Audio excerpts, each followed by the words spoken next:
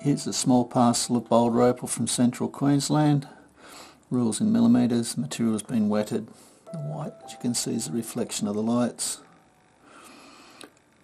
Basically I've just put small pieces together for someone to try, see if you like cutting boulder. This has got a bit more promise than the other pieces. Bit of colour through here. That should grind off reasonably easy. This piece is fairly directional, the colour. Very bright. Only thin.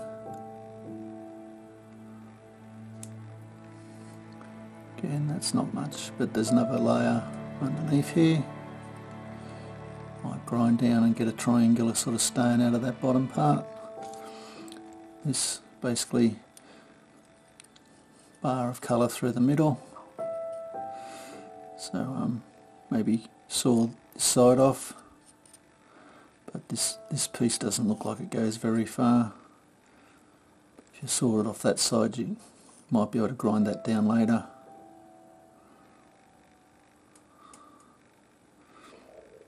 Anyway, hope you've enjoyed. Cheers.